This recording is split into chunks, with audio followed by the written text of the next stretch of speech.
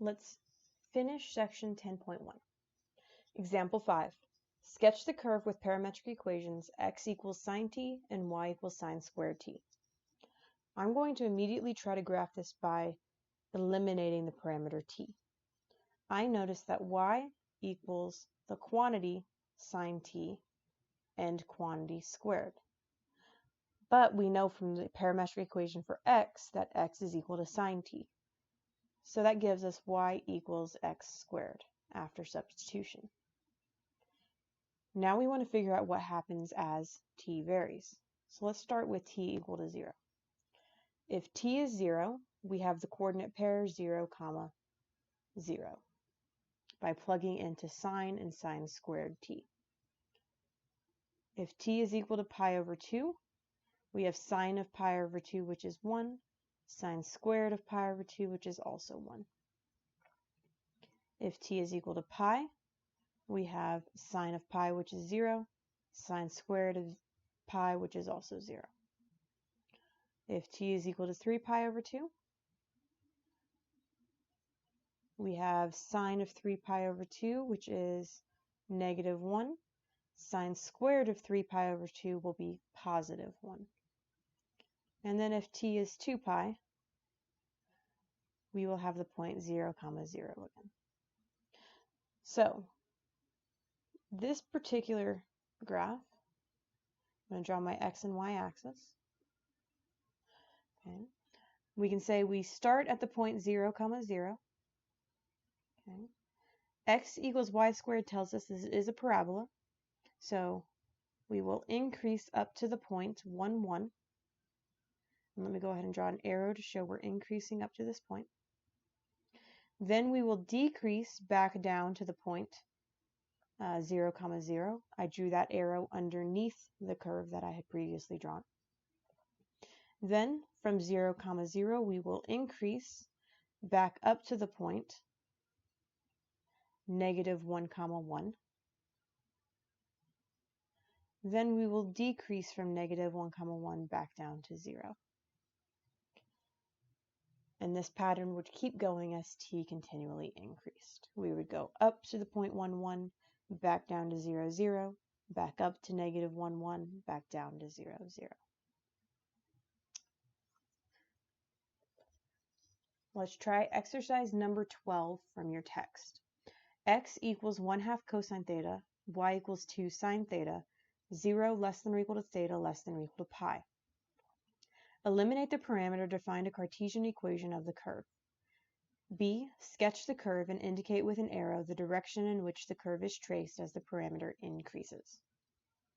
So for part A, let's start as we normally do. Let's start with the equation cosine squared theta plus sine squared theta equals 1. Solving my parametric equations for cosine theta and sine theta respectively, I would get 2x equals cosine theta, y over 2 equals sine theta. If I plug these values into the Pythagorean identity, I get the quantity 2x squared plus the quantity y over 2 squared equals 1. Distributing my power, I get 4x squared plus y squared over 4 equals 1. And then I get x squared over the fraction 1/4 plus y squared over the number 4 equals 1. Now the reason I wrote it this way was so that I could recognize that this is in fact an ellipse. Ellipses take the form x squared over a squared plus y squared over b squared equals 1. Then we know 2 points on the ellipse. If we can find a and b, which let's do this first, we get a squared equals 1/4, the denominator of x squared, b squared equals 4, which was the denominator of y squared. This means that a equals 1/2 and b equals 2. This gives us 4 points on our ellipse. We will have the point 1/2, 0, negative 1/2, 0, the point 0, 2, 0, -2. This will give us points to plot. So in part B, we wanted to sketch the curve. So let me draw my x and y axis.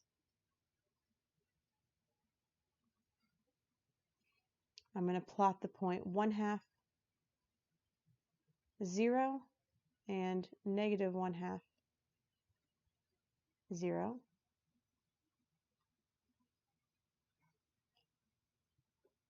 And then I'm going to also plot the point 0, 2, and 0, -2. And I'm going to do my best to connect this ellipse. Now we just need to figure out in which direction we're going around the curve as t, or in this case, theta increases. So we had x equals 1/2 cosine theta,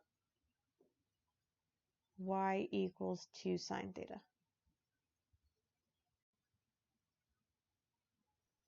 So if theta is equal to 0, we have the point cosine 0 times 1/2, which would be 1/2, sine 0 times 2, which is 0.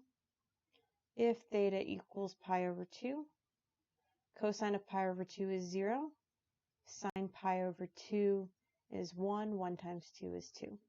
So it looks like we are going in a counterclockwise fashion as the parameter theta increases.